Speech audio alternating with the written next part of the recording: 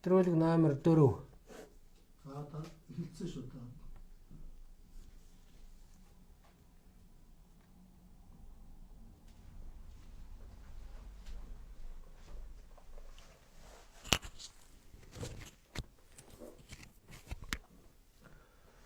Сайн байцгаана уу их мэдгчтэй. Геополитика Монгол сувгийн ээлж нэвтрүүлэг эхлэхэд бэлэн боллоо. За өнөөдрийн дугаарт эрхэм сайд энэ онцгой бүрэн ихт элчин сайд Эрдэнэ чулуу сайдтайгаа дараагийн дугаарыг хүргэж байна. За өнөөдрийн дугаараар та бүхэнд бид Украины дайны сүүлийн үеийн байдлаар ярилцахаар шийдлээ. Тэгээд Украиныг тойрсон халуун үйл явдал өрнөсөөр байна. Яг сүүлийн үед сүүлийн 10 хоногийн дотор юу болов гэдэг тухай та ярьж өгөөч. За.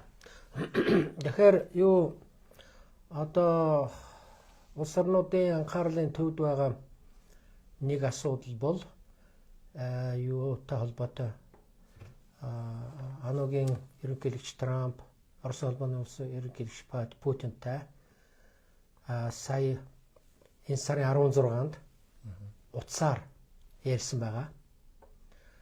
Утсаар ярихдаа 2 цаг гаруй ярьсан байна лээ. Хоёр чиглэлээр гол асуудлуудаа ярьсан бол та. Нэгдүгээрт бол Украины дайныг хэрхэн яаж зогсоох уу, яах уу, ийх үү гэдэг асуудал. Хоёрдугаарт бол хоёр талын харилцааны асуудал. За. Тэгээд ер нь аль тал нь утсаар ярьсны дараа бол энэ сайн үрдүн бол их нааштай үрдүнтэй ийм яриа боллоо гэж Трамп хэлсэн. Дараа нь Путины гадаад бодлогын зөвлөх Ушаков бас хэлсэн байна лээ. Тий.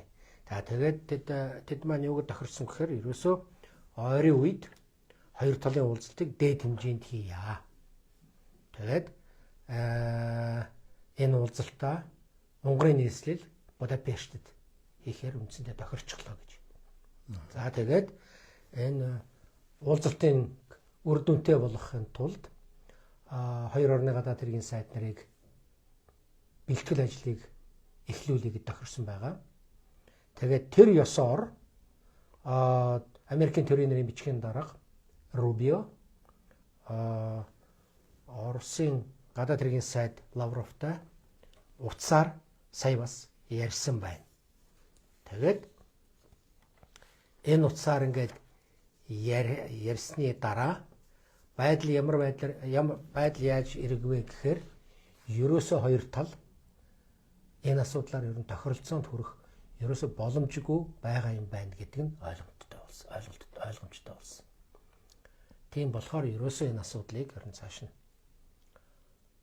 дээд хэмжээнд уулзалтыг ерөөсөө хийхээ болъё гэд цуцлж байгаа юм байна гэж бид ойлгоцсон. Тий. Тэгэхдээ энэний өмнө бол утсаар хоёр төрлийн тэргүүн ярьсны дараа хэн маргааш нь Трамп өөрийнхөө дугуй танхимдаа Украины ерөнхийлөгч Зеленскийг хүлээж авсан байна. Тэгээд тэн дээр бол тэр Томагавк буужинтай холбоотой асуудлыг нэлээд ярьсан бололтой. Тий. Тэгэхээр эн чинь одоо Томагавкийг ер нь өгчөж магадгүй, өгөхгүйч байж магадгүй гэл нэг тийм явган яриа нэлээд гарсал да. Тэгээ энэ иймэрхүү байдлыг бол Трамп өөрөө үсгэцэл те. Өгчөж магадгүй гээл юм яриа л байсан. Тий.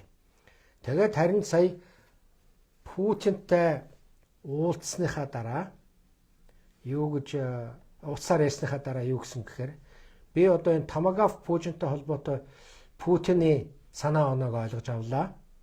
Тэм учраас би энэ асуудлыг Зеленскийтэй уулзж ярихдаа энэ Путины хэлсэн зүйлийг бол би анхааралдаа авч тэр бол миний ярианд тодорхой хэмжээгээр нөлөөлнө гэж өөрөө хэлсэн байна лээ.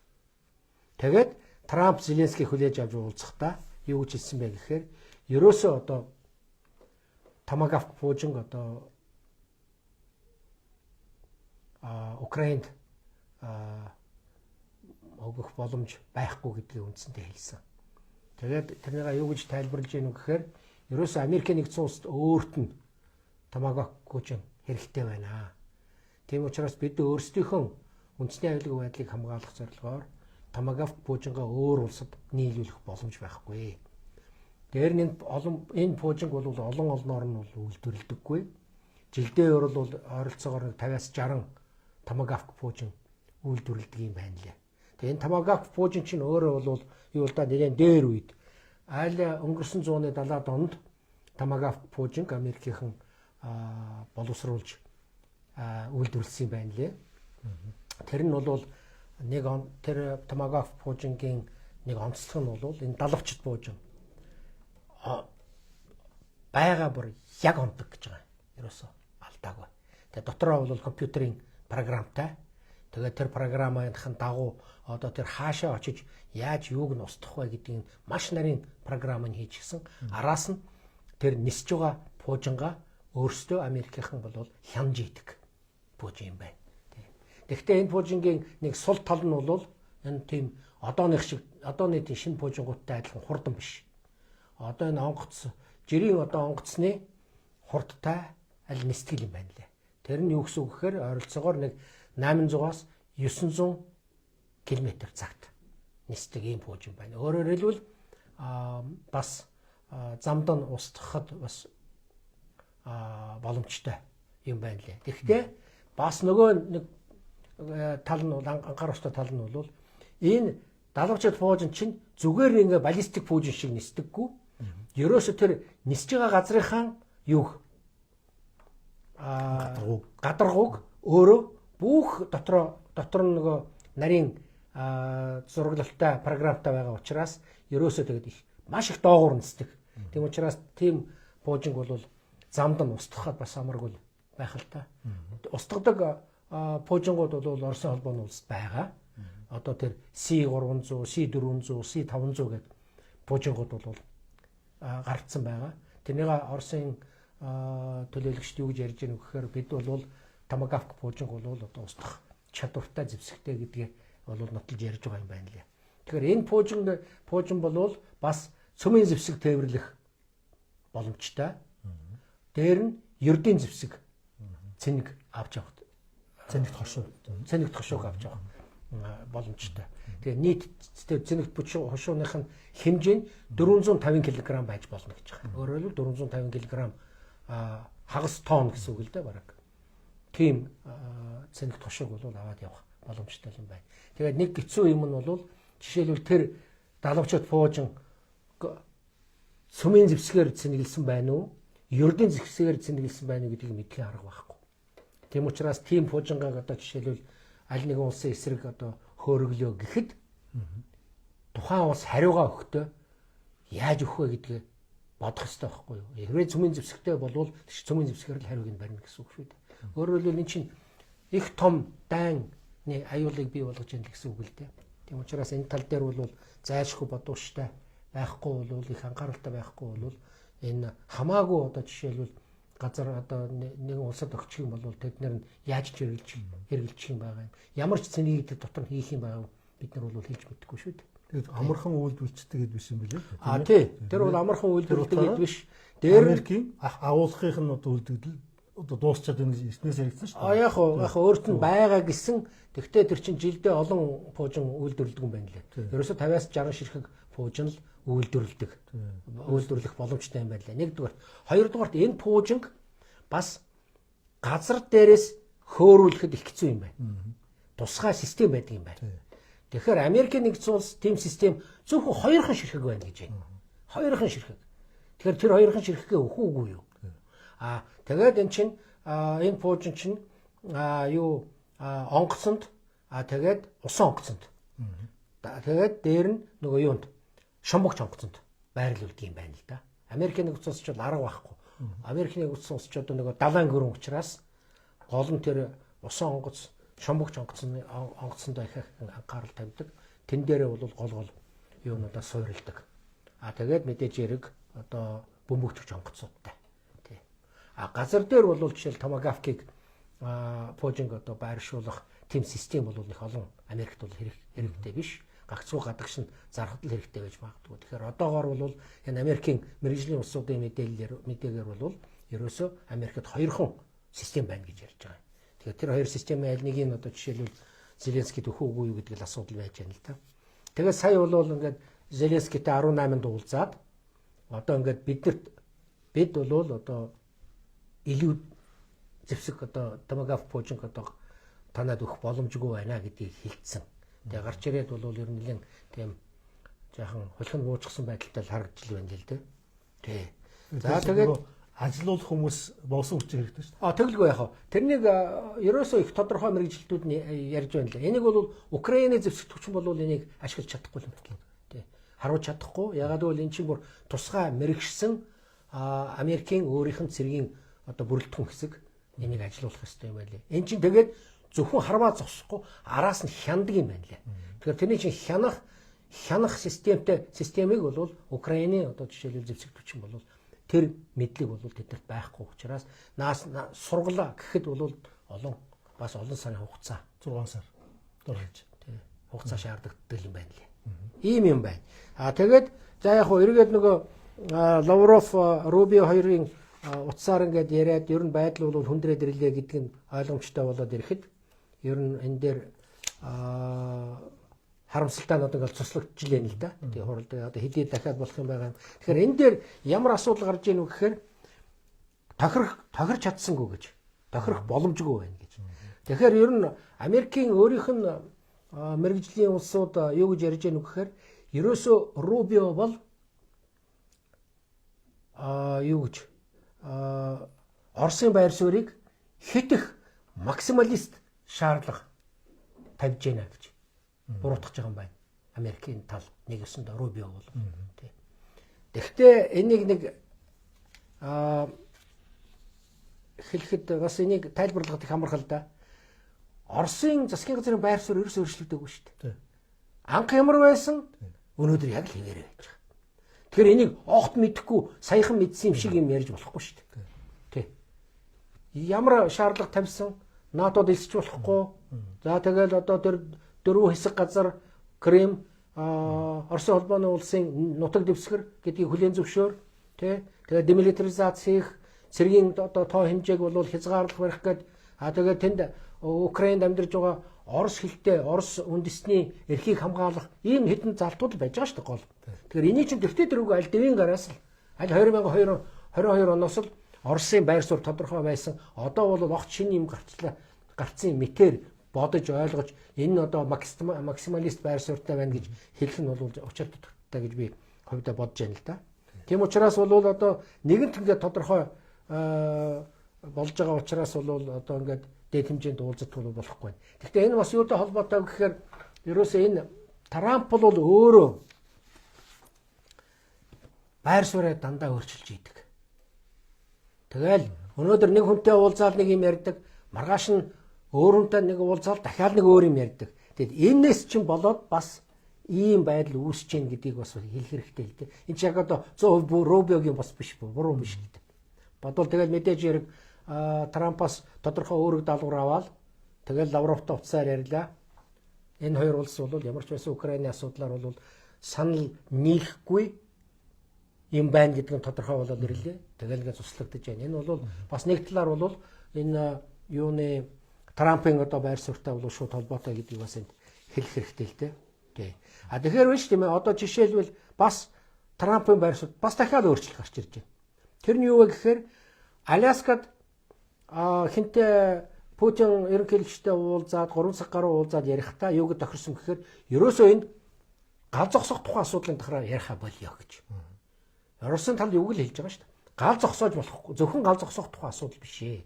Ерөөсөө дайнаа зогсооё. Дайнаа зогсоогоод инх тайвныг ирээ байгуулъя. Энэ чиглэл рүү л явъя. Яагаад гэвэл гал зогсооно гэдэг чинь Оросын тал их тодорхой хэлээд байгаа шүү дээ. Гал зогсоогоод яах гэдэг юм бэ? Загаад гал зогсоочдөг. Тэгэл гал зогсоосон тэр хугацаанд нөгөө Европын орнууд Америкийн одоо цэрэг зэвсгийн чинь зэвсгэлийг чинь үйл ноор нь Украин руу одоо оруулж ирээл эргээл нөгөө Украиныг зэвсгэлэх цаг хожиж эхэлж байгаа байхгүй юу? Түрүүн бид нэр их тодорхой ярьж байсан шүү дээ. Ангела Меркелийн тухай 8 жил Украиныг зэвсгэллээ шүү дээ. Тэрнтэй адилхан одоо гал зогсоочхоор бас л яг адилхан ийм байдал үүсгэж байгаа биз дээ. Тэгэхээр энийг бол энэ байр суурийг бол Оросын холбооны улс яавч хүлээн зөвшөөрөхгүй шүү дээ. Энэ бол маш тодорхой асуудал учраас ерөөсөө гал зогсоох тухай биш ээ. Ерөөсөө энэ дайнаа зогсоё. Бүрэн мөсөн зогсоё. Гагцгүй ийм шаардлагууд байна. Энэ шаардлагуудыг хүлээж авах хэрэгтэй гэдэг л асуудал байна. Тэгээд одоо буулт хийх тухай асуудал ямар одоо буулт хийх вэ? Энэ чинь одоо Крим 14 онд тэнд чинь референдум болсон.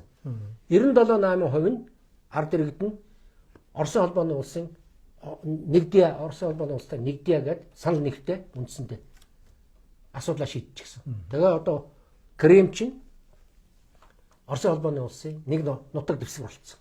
За одоо Донецк, Луганск, Запорож, Херсон дөрвөлээ Оросын нэг хэсэг болцсон.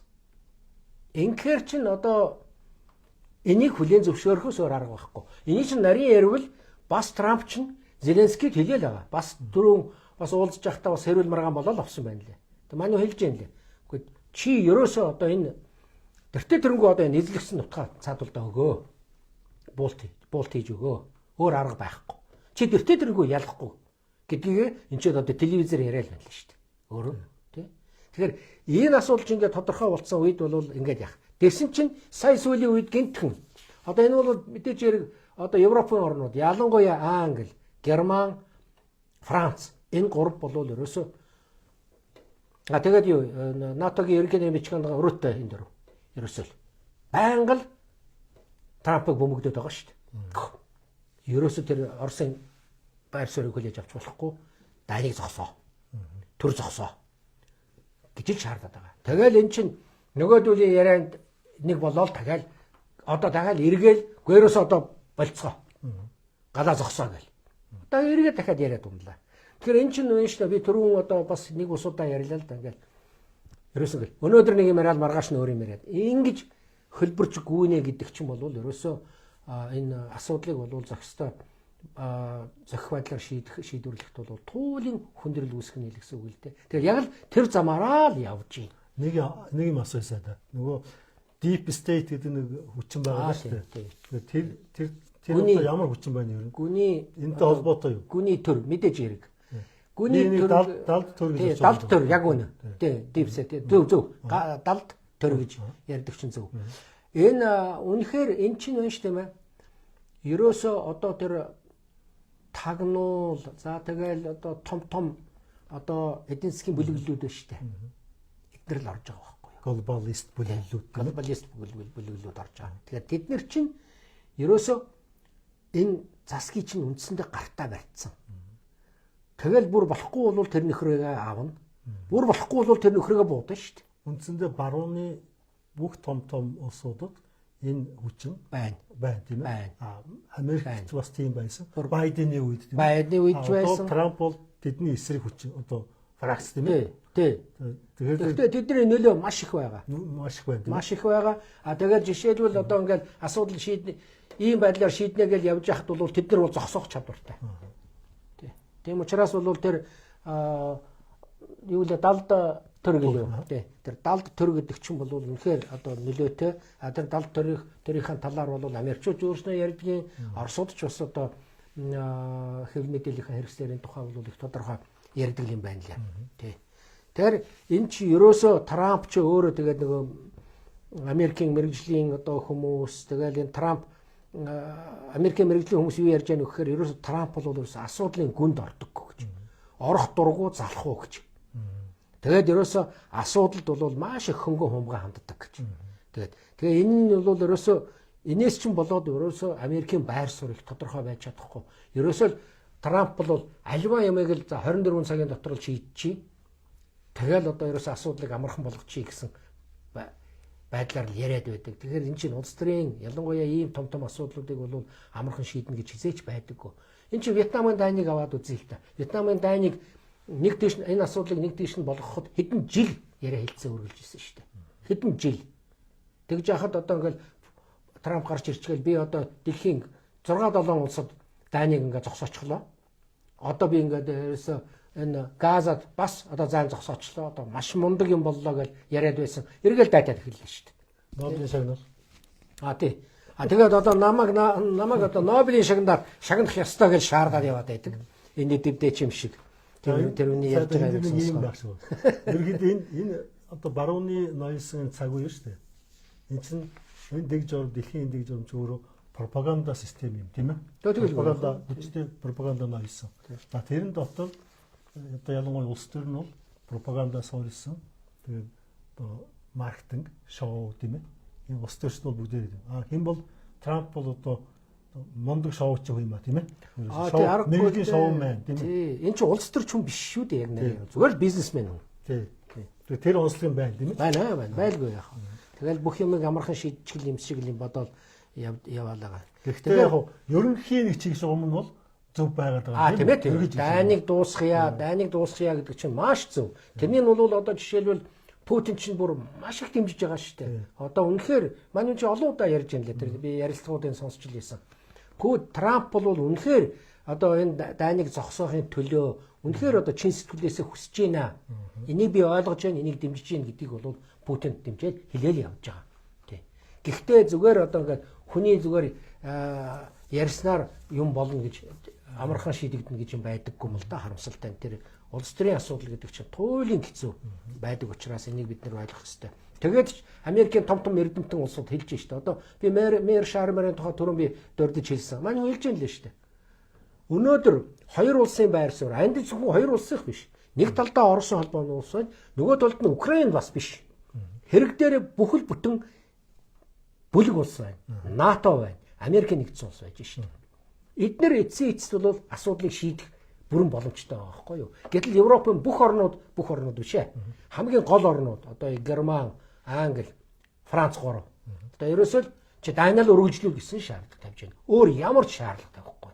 Тэгэхээр эднэрт чинь болвол одоо энэ Будапештийн уулзалтыг ингээд цуцлуулах ажлыг чи эднэр хийж байгаа байхгүй юу? Бас хажуугаар. Яг бол энэ чи зүгээр Трамп болчихж байгаа юм бас биш нэг талаа. Тий. Тэгэхээр эднэр чинь ингээд цаанаас нь ингээд сая Сикорский Польшийн гадаад хэргийн сайд Сикорский бас нэг эвгүй мэдээлэл сая хийсэн шүү дээ. Тий? Энэ Будапештд уулзалт болохны гэдгийг сонсонгуудаа юу гэж хэлсэн гэхээр хэрвээ Путин Будапешт нисэх юм бол бид түүний онгоцны аюулгүй байдлыг баталгаажуулах боломжгүй гэж хэлсэн. Энэ юу гэсэн үг вэ? Энэ чинь аргагүй л дээ. Энэ чинь Польшийн нутаг дэвсгэр дээгүүр нисэх байхгүй юу? Одоо хамгийн дөт зам бол Будапешт руу нисэх юм бол. Тэгэхээр Сикорский манай нутаг дээгүүр нисэх юм бол та нар сайхан мэдээрэй гэж шүү дээ. Тэгэхээр одоо хэрвээ одоо энэ уулзалт болсон сум бол энэ чинь Путин чинь доошоогоо Турк руу нисээд Черногороор Сербээр дайрж тойрж явахаас өөр аргагүй байдалд орж байгаа байхгүй юу? Будапешт руу очиход бол. Тэгээ энийг бол бас Оросын талч байл тэгэл мэдээж хэрэг энэ юг бол харж л байгаа л да. Гэхдээ бол Путиний онгоцыг бол хэд хэдэн сөнөгч онгоц дагалдаж нисгэл юм байна лээ. Тэд нар бол ерөөсөө тэгэл Путинийг амиара хамгаалах ийм үүрэгтэй явдаг нисгчнэр юм байна л дээ. Энийг бол бас бодвоштай юм байна лээ. Тэгэхээр сая бас нэг сонин бас нэг анхааруултай нэг үйл явдал болсон. Тэр нь юу гэхээр дөнгөж саяхан одоо ерөөсө 20-нд байна уу? Энэ Унгар, Урмени нөгөө юуны эрчим хүчний газруудыг бөмбөгдсөн байна л. Дроноо. Тий. Энэ бол маш ноцтой. Маш ноцтой болж байна. Тэгэхээр одоо баруунд юу гэж ярьж байна вэ гэхээр одоо энийг яг одоо жишээл судалдаг улсууд юу гэж ярьж байна вэ гэхээр энэ Украины хийж байгаа ажил гэж. Одоо бид нар мэдэн шүү дээ. Умар дурсгал хоёрыг яаж устгалаа. Энэ чинь одоо Герман руу, Европын орнууд руу явах байсан байгалийн хийн том одоо сувг байсан байхгүй юу? Тэр сувгийг ч устгалаа шүү дээ. Тэрний чинь Америк цагаан байгуулсан гэж байгаа шүү дээ. Тэрний чинь талаар бүр маш тодорхой бүр нарийн судалгаатай материал тухайн үедээ гарч ирсэн. тэр нэг Америкийн нэг сурвалжлагч хүн маш их мундаг юм хийсэн байдаг юм байна лээ. Тэгэхээр тэргээр бол ерөөсөө энэ хин хийсэн бэ гэдгийг тодорхой гаргаад ирсэн шүү дээ. Тэгэхээр иймэрхүү юм эргээ санагдуулж байна л да. Одоо эн чинь дайныг зогсоолохгүй, Оросын эсрэг бүх юмыг болгохын тулд одоо бүр тэр байтугай өөрийнхөө НАТОгийн орнууд руугаа өнгийж штт. Ийм байдлаар. Тэгээ одоо жишээл Унгар НАТОгийн орн, Өрмийн НАТОгийн орн, НАТОгийн зэвсэг цэргийн хүч Өрмөнд байж байгаа. Их хэмжээгээр. Эдгээр чинь яаж яах вэ гэхээр ерөөсө улмал одоо энэ дайны хэрэглийг бий болгох гааруулах гэсэн ийм л бодол цаана энэний цаагаар явж гин гэсэн гэж л одоо харагдаж байна шүү дээ. Тэгээд би чинь одоо дүгнэлт ерөнхий нэг цаашдын үг дүгнээд нэг төлөв. Яг одоо зүгээр ямар ч л байсан би өмнө нь ч ярьж ийсэн ер нь энэ хоёр орны гэж хэлэхэд хэцүү л дээ. Энэ чинь Орос нөгөө талдаа бол НАТОгийн орнууд байж байгаа. Энэ хоёр талын дайны асуудал тийм амархан шийдэгдэхгүй болов гэсэн л сэтгэл төрж байна. Ялангуяа одоо сая дээд хэмжээнд хамгийн гол хоёр орн Оросын холбооны улс Америкийн нэгдсэн улс хоёр л хоорондоо ярьж чадахгүй байна гэдэг чинь ерөөсөө асуудал цаашаа тэгээд үргэлжлээд явна л гэсэн үг л дээ. Тэгээ Европын орнууд ямар хөө байр суурьтай байгааг би тодорхой ярьсан учраас одоо давтаж ярих хэрэггүй байх гэж бодож байна. Тэгээд би бас нэг юм ярих хэвээр.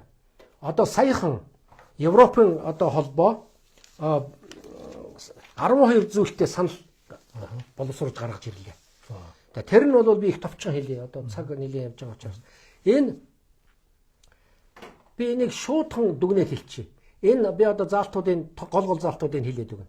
Энэ ерөөсөө Украины дайныг зогсоохын эсрэг ийм санал гаргаж ирлээ гэж би шууд дүгнж хэлэхээр байна.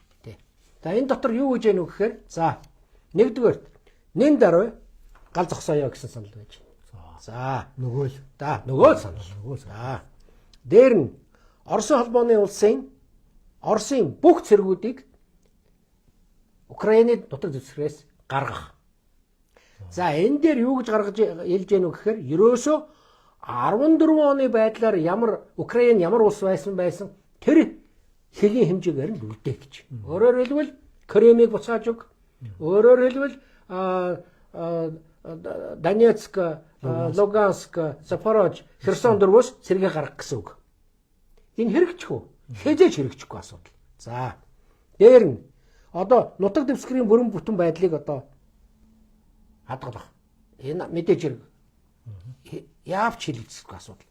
Дээр нь 91 оны байдлаар одоо жишээл Украины хэлийг хүлээн зөвшөөрөх. Яаж энэ хэлийг 91 оны байдлаар зөвшөөрөх юм бэ? Ямар зөвшөөрөх арга байхгүй. За дээр нь одоо энэ хоригдлуудыг одоо солилцох. Бүгдийг нь одоо солилцох тухай асуудал. Өөрөөр олзлогчдыг бүрэн болон нэн даруй одоо солилцоо гэсэн шаардлага тавьж байгаа юм байна. За энэ тусдаа асуудал. Яг энэ бол одоо болохгүй гэх асуудал биш. Яг энэ асуудал төртөө тэргүй хэрэгжээд явж л байгаа. Дээр нь одоо Украины бүх хүүхдүүдийг их оронд нь буцаах гэж байгаа юм. Энд чинь сайн дураараа тийш явсан хүүхдүүд ч яг нарийн ярил. Энд чинь дайнаас зугтаж явсан хүүхдүүд. Тэгэхээр зарим нь бол их орон дээр эцэг эхтэр буцаж ирэх тухай асуудал байлгүй яах вэ? Энийг бол хийгээл явж байгаа л да. Энэ бол цаашдаа шийдэгдэж явах болцоотой асуудал. Дээр нь Америкийн ерөнхийлөгч Трампын эхнэр нь Путинд захидал бичээд энэ асуудлыг бас хөсөлтөд явж байгаа шүү дээ. Энд нь бол дандаа нааштай хариу аваад явж байгаа юм байна лээ. Тэгээд ерөөсөө энэ эзлэгдсэн нутаг дэвсгэрийн талаар хэлэлцээ хийя гэж байна. Оросын холбооны улс хизээч хэлэлцээ хийхгүй. Би одоо энийг 100% баталгаатай хэлж байна.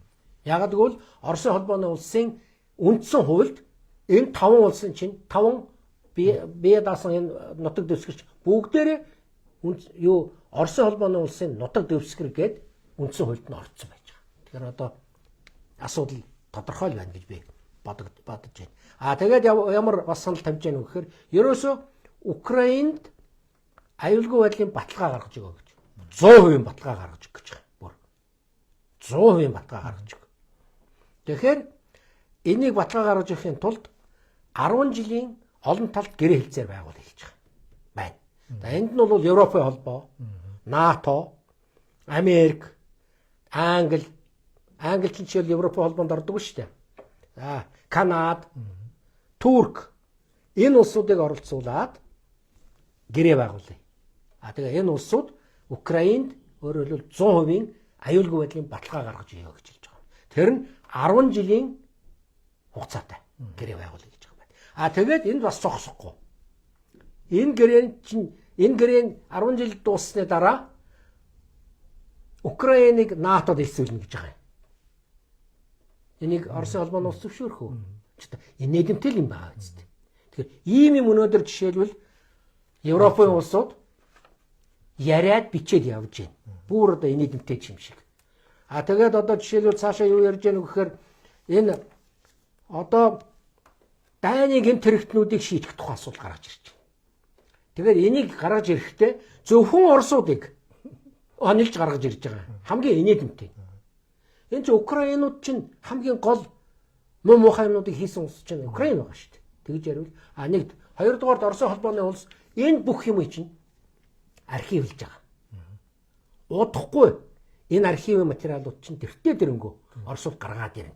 Тэгэхээр Украинууд яг юу хийж исэн бэ гэдгийг бүр маш тодорхой гаргаж ирнэ гэдэгт бол би эргэлзэхгүй байна. 10-ны талыг өллөөч гарч ирнэ. Одоо тэгэлгүй олон нийтэд дэлгэхдэггүй. Тэгэлгүй яах вэ? Тэгээд эн чинь бас цаашаа юу ярьж яах вэ гэхээр ерөөсөө одоо нэг олон улсын шүүх биш үү? Эрүүгийн шүүх. Эрүүгийн шүүхтэй хамтраад тэгээд эрүүгийн шүүх нь Украины шүүхтэй хамтрах юм гинэ. Тэгээд одоо жишээлбэл энэ Путин Лукашенкогийн эсрэг хэрэг үүсгэх юм гин. Тэгээд Путин Лукашенкогийн эсрэг мэдээлэл цуглуулж авахын тулд Европын холбоо 500 сая евро гаргахаар шийдэж байгаа юм байна. Ингээ бодоод үзтээ.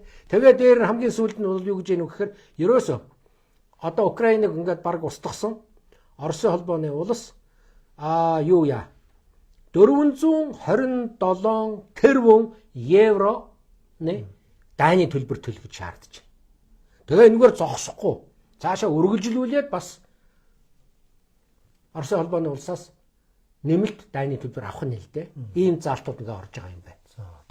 Тэгээд хар далай руу гарах боломжийг Украинд олгож өгөө гэж. Өөрөөр хэлбэл одоо энэ заалтуудыг болвол жишээлбэл Оросын холбооны улс зөвшөөрнө гэдэгт би зүгээр 100% итгэхгүй байна гэж шууд хэлчихэд байгаа болох. Тэгээ энэ дээр бас нэг юм хэлье. Унгар энэ хэлэлцээнд ороод эсрэг санал өгсөн байгаа. Тэгэхэд уг нь бол санал нэгтэйгээр шийддэг ёстой шүү дээ. Тэгэхэд Унгар эсрэг санал өгчгөөд байхад Унгарыг үл тоосон байгаа юм. Тэгээ энийг батлагдчихлаа гэж үзэж байгаа юм. Нарийн ярил хуулиараа болвол хууль дүрмээрээ болвол нэг улс эсрэг санал өгөхөд тэр хүчинтэй болдоггүй байхгүй шийдвэр. Энийг одоо ингээд ийм байдлаар асуудлаа Европын холбоо, Европын орнууд бол шийддэг болжээ гэж хэлмээр байна. Өөрсдөө хуулийг бол зөрчиж байгаа юм байна. Тэгэлгүй яах вэ? Тий. За тэгэхээр ерөнхийдөө иймэрхүү одоогийн байдлаар иймэрхүү байдалтай эмх замбраагүй байдалтай байна. Нааштай юм бол алга тийм ээ хэвгүй. Тэгэхээр үргэлжлүүлэн энэ талаар та бүхэн хүрэх болно. За энэ удаагийнхаа дугаарыг үгээр өндөрлөё. Танд баярлалаа. За баярлалаа.